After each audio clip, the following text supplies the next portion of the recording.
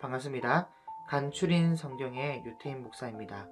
오늘은 갈라디아서 1장 말씀을 함께 나누도록 하겠습니다. 다른 복음은 없나니라는 제목을 가지고 갈라디아서 1장 말씀을 함께 나누겠습니다. 갈라디아서는 그렇게 길지 않은 서신이고 장별로도 그렇게 길지 않은 본문이라서 몇 주 안에 정리가 끝날 듯 합니다. 제가 섬기는 교회의 청년부의 요청으로 갈라디아서를 좀 살펴볼 텐데요. 한 절 한 절 읽으면서 말씀을 정리해 나갈 때 반드시 간추린 성경 갈라디아서 이 개관편을 제가 올려놨으니까 꼭 한번 보시고 따라오시면 좋겠습니다. 그러면 좀 더 많은 것을 가져갈 수 있을 것이라 저는 생각합니다. 우리가 갈라디아서를 볼 때 생각해 봐야 될 인물이 있다면 이 종교 개혁자 마르틴 루터입니다. 마르틴 루터는 본래 카톨릭 교리와 영성 훈련을 받은 수도사였고 비텐베르크 대학의 교수의 역할과 비텐베르크 대학 교회의 이 설교자로 있었는데 어느 날 어떤 은혜가 있었는지 갈라디아서를 읽게 됩니다. 그런데 보니까 갈라디아서의 말씀 내용이 로마 카톨릭의 교리와 가르침과는 전혀 다르다는 것이죠. 그리고 그 충격에 카톨릭의 이 잘못된 교리를 하나하나 정리하는데 그게 이른바 세계 역사의 흐름을 바꿔놓는 종교개혁의 불씨가 된 것입니다. 그리고 그 역할을 하게 된 책이 바로 갈라디아서라는 것이죠. 그럼 불과 6장밖에 안 되는 짧은 책이지만 때론 사람을 바꾸고 때론 인생을 바꾸고 때론 역사를 바꿀 수가 있습니다. 왜냐하면 그 말씀이 진리이기 때문이죠. 웨스터민스터 신앙 고백서에 보면 진리의 진리된 증거는 사람을 거룩하게 하는 데 있다라고 되어 있습니다. 진리가 바로 사람을 아름답게 거룩하게 변화시킨다는 것이죠. 무익한 사람을 유익하게 하고 어리석은 사람을 지혜롭게 하며 페르나를 성실하고 정직한 사람으로 변화시키는 것이 진리의 증거가 되는 것입니다. 그래서 갈라디아서는 중요한 책이고 66권 중에 없어서는 안 될 책이라 할 수 있습니다. 갈라디아서는 바울이 3차 전도 여행 중에 에베소에 있을 때 정확한 연도는 아니지만 AD 한 55년에서 56년 그 어간에 기록했고 기록 동기는 다른 복음을 전하는 사람들로부터 진리를 사수하기 위해 기록했습니다. 당시 율법주의자들, 다른 말로 예루살렘의 할례파 사람들이 예루살렘 교회가 파송한 것도 아닌데 지 맘대로 돌아다니면서 하는 말이 믿음 있다고 구원받는 것도 아니라 반드시 율법을 지켜야 구원을 받을 수 있는 것이고 율법을 지키기 전에 먼저 할례부터 받아서 유대인이 되는 절차를 거쳐야 된다는 식으로 말을 하고 다녔습니다. 그러니까 사도 바울이 처음에 사역했던 1차나 2차 전도 여행 때 복음을 전한 갈라디아 지역을 헤집고 다니면서 가라지를 뿌린 거예요. 그런데 그게 아주 교묘합니다. 사람들로 속게끔 해요. 이 이단의 특징이기도 하죠. 예수님을 믿어서 구원받는 것은 다 틀린 말이 아니고 일리는 있는데 일단은 예수님을 믿으려면 먼저 할례를 받아서 이방인에서 유대인이 되는 절차를 거친 후에 율법을 지키면서 예수님을 믿어야 된다.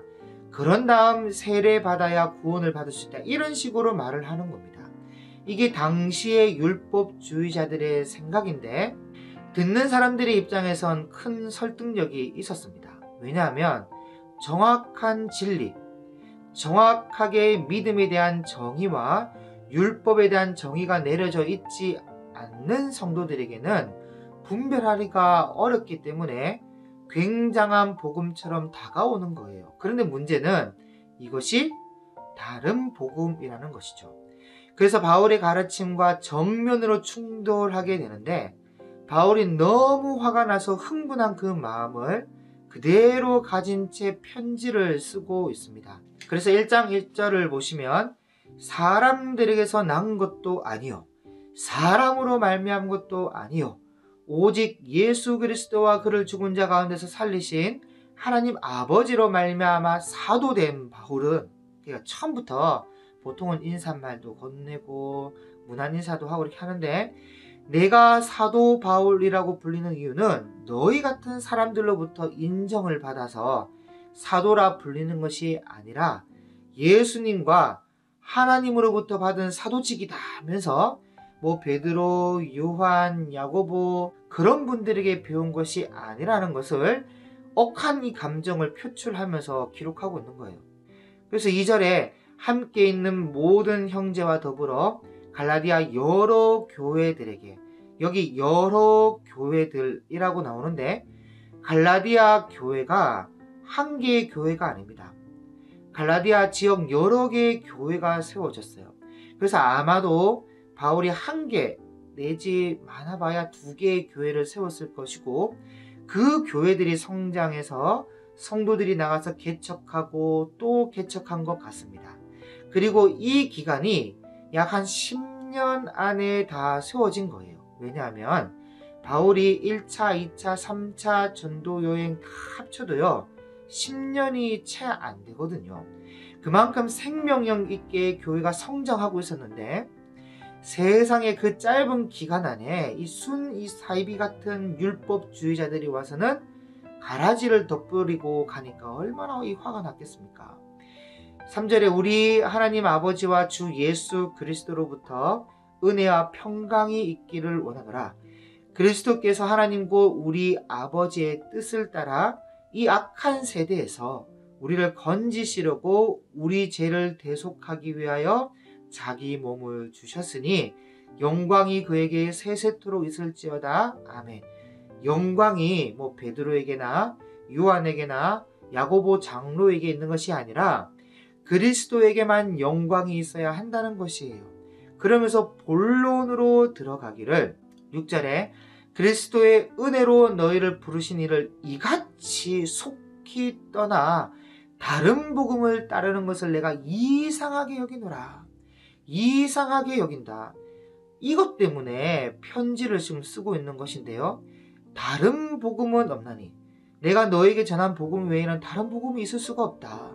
다만 어떤 사람들이 너희를 교란하여 그리스도의 복음을 변하게 하려 함이라.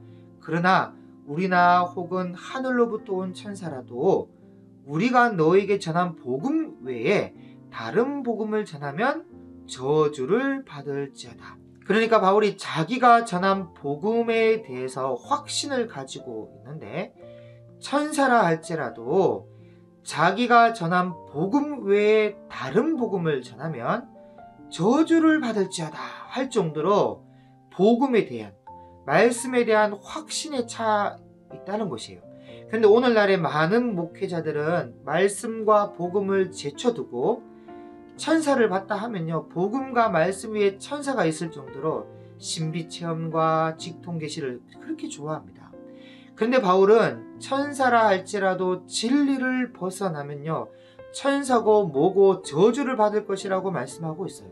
9절에 우리가 전에 말하였거니와 내가 지금 다시 말하노니 만일 누구든지 너희가 받은 것 외에 다른 복음을 전하면 저주를 받을지어다.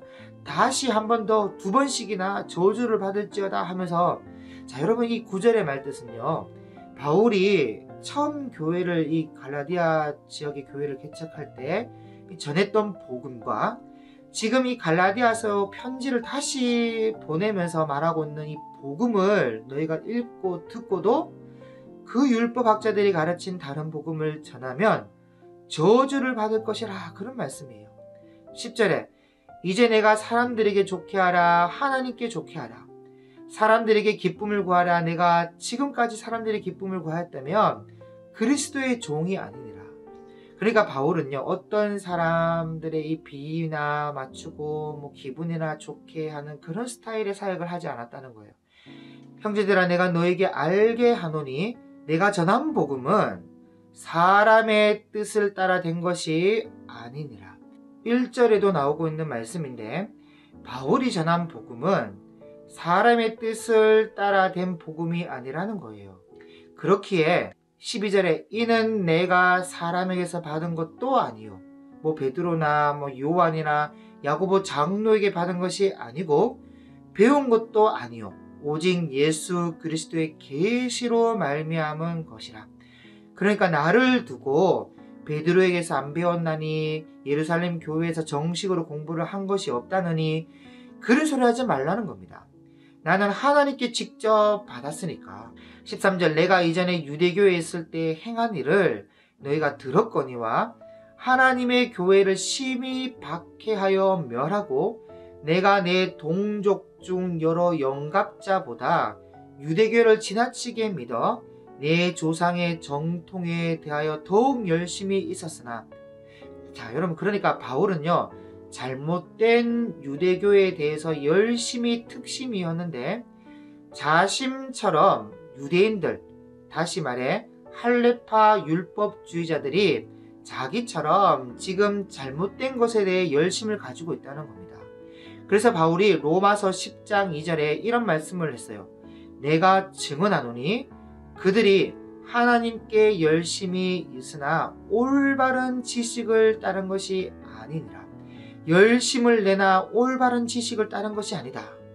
여러분, 열심이라는 것이 이 세 가지가 있는데 첫째는 은혜와 진리가 충만한 열심이 있고, 둘째는 진리에 대한 갈급한 열심이 있고, 셋째는 미신적인 것에 대한 열심이 있어요.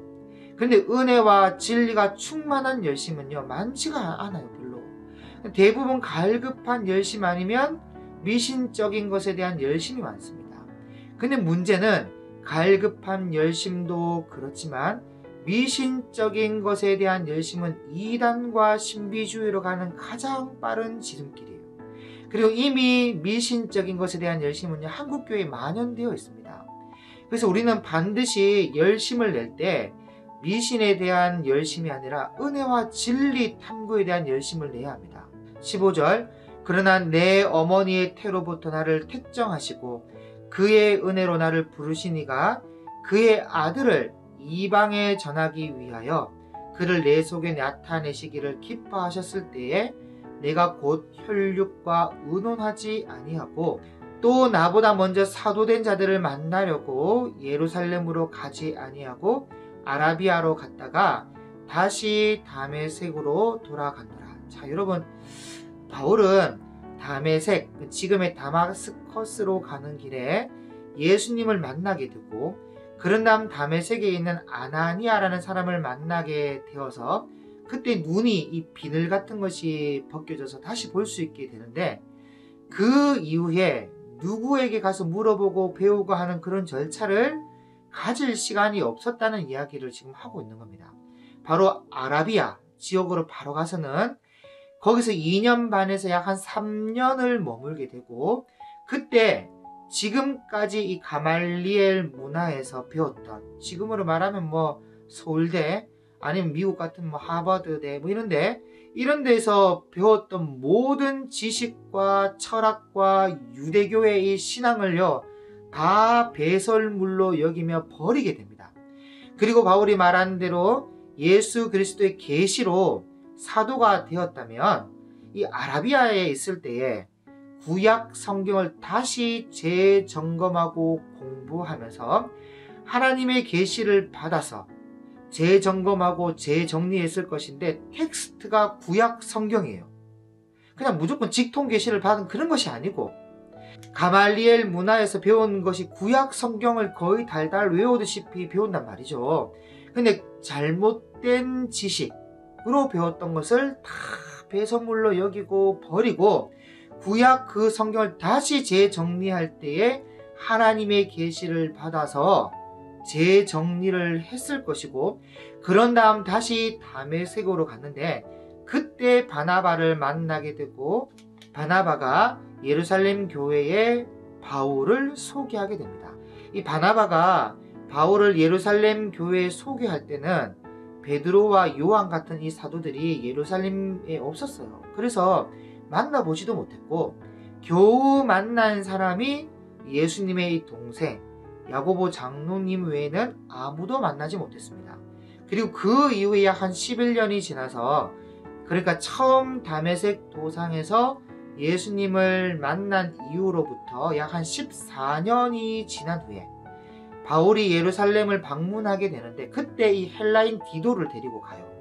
그리고 디도가 헬라인이라고 해서 억지로 유대인이 되게 하는 절차인 할례를 받게 하지 않았다는 이야기를 하고 있습니다. 율법주의자들처럼. 그리고 그때 예루살렘 교회에서 이 기둥같이 여기는 이 베드로, 요한, 이 야고보가 바울을 인정했고요. 인정하며 교제 약수를 했다는 그런 이야기를 이제 계속 뒤에 보면 하고 있습니다.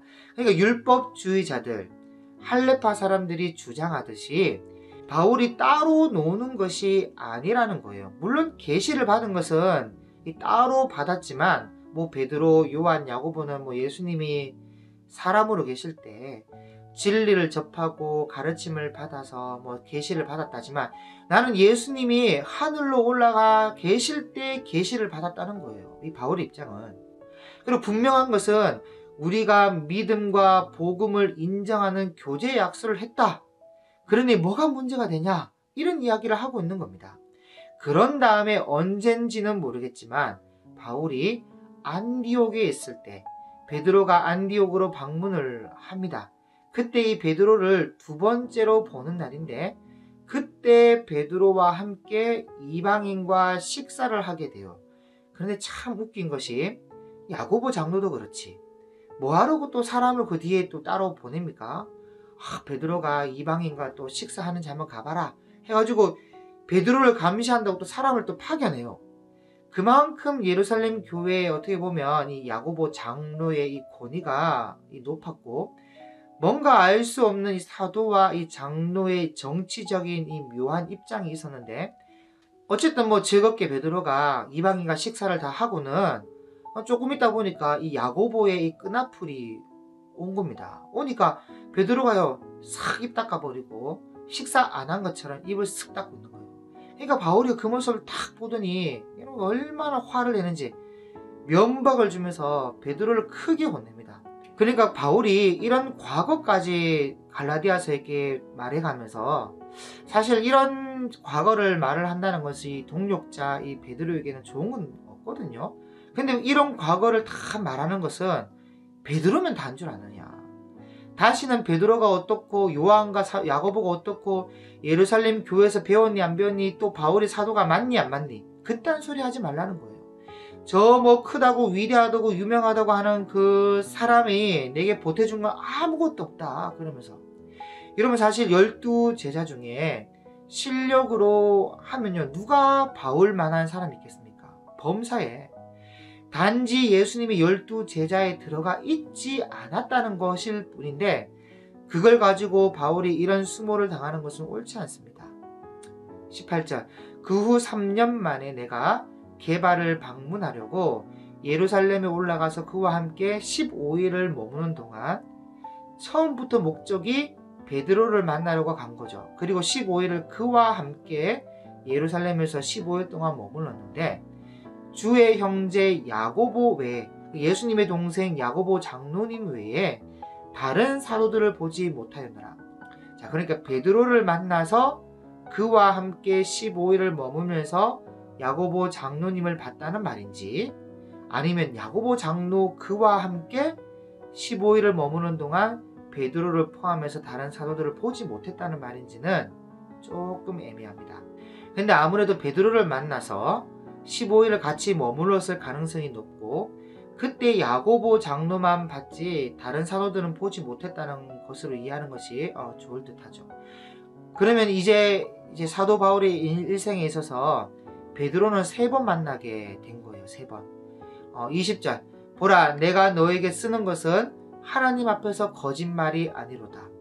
그 후에 내가 수리아와 길리기아 지방에 이르렀으나 그리스도 안에 있는 유대 교회들이 나를 얼굴로는 알지 못하고, 다만 우리를 박해하던 자가 전에 멸하려던 그 믿음을 지금 전한다 함을 듣고, 전에 멸하려던 그 믿음을 지금 전한다 라는 이 말은, 예전에 바울이 회심하기 전에 사울이었을 당시에, 그때 그리스도를 믿는 믿음을 멸하려고 애썼단 말이죠. 믿는 사람들을 잡아다가 옥에 가두고 스데반을 죽이는데 가편투표를 던지고 그랬단 말이죠. 근데 이제는 회심하고 멸하려던 믿음의 도를 오히려 가르치고 전하고 있으니까 나로 말미암아 하나님께 영광을 돌렸다는 것이죠. 자, 이것이 이 바울이 갈라디아 1장에서 지금 하고 있는 말씀입니다. 자, 이렇게 해서 갈라디아서 1장이 끝나게 되는데, 이 갈라디아서 1장에서 사도 바울은 자신이 전한 복음, 그 복음을 강력하게 지금 변호하고 있는 입장이죠. 2장에서도 마찬가지로 계속 변호하고 있겠지만 그 말씀은 조금 이따가 다시 살펴보도록 하고요. 오늘 1장은 이렇게 정리하고, 여러분들이 말씀을 읽으면서 또 묵상을 하시면서 개인적으로 본인의 상황에 맞게 적용을 하시면 좋겠습니다. 감사합니다.